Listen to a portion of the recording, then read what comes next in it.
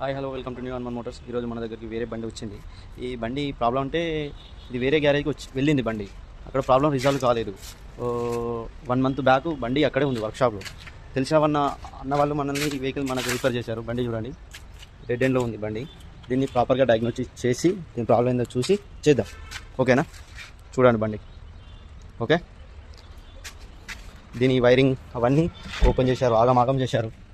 ఈ antenna open చేశారు. Key పోతే కొత్త కీ చేశారంట. కొత్త కీ దీని ఫ్లిప్ కీ ఉండే, యాక్చువల్లీ ఆ కీ పోయిందంట. చూద్దాం. చూడండి, వైరింగ్ అంతా ఇష్టం ఉన్నట్టు తీసి పడేశారు. ఇది బండి వెహికల్ కండిషన్. దీన్ని ప్రాపర్గా డయాగ్నోస్ చేసి ప్రాబ్లం సాల్వ్ చేద్దాం. ఓకేనా? చూడండి, దీని ప్రాబ్లం అసలు ఎట్లా వచ్చింది, ఏ ప్రాబ్లంతో ఉంది అని కూడా చూపిస్తా. ఓకే, నేను స్కాన్ టూల్ పెట్టి చూసి చెప్తా. చూడండి, మనం దీనికి స్కాన్ ప్లస్ ఎక్స్ యూజ్ చేస్తున్నాం.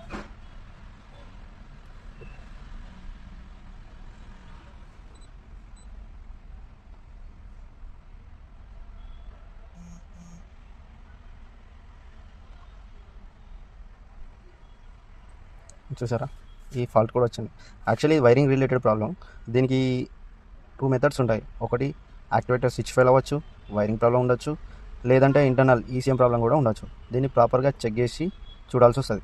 వైరింగ్ సైడ్ అయితే అయిపోద్ది, లేదంటే యాక్టివేటర్ చెక్ చేయాలి. ఈసీఎం సైడ్ ప్రాబ్లం ఉంటే అది కూడా చూడాల్సి వస్తుంది. ఓకే, చూడండి, బండి స్టార్ట్ చేస్తాం. చూసారా, నో రెస్పాన్స్.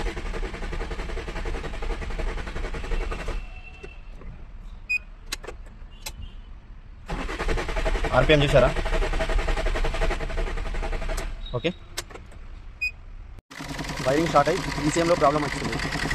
ఈసీఎం రిపేర్ చేసిన తర్వాత బండి స్టార్ట్ అయిపోయింది. ఓకే, చూడండి, బండి మళ్ళీ ఆఫ్ చేసి స్టార్ట్ చేస్తా. చూడండి, స్టార్ట్ చేస్తా. స్టార్ట్ అయిపోయింది వెహికల్. మళ్ళీ స్టార్ట్ అయిపోయింది.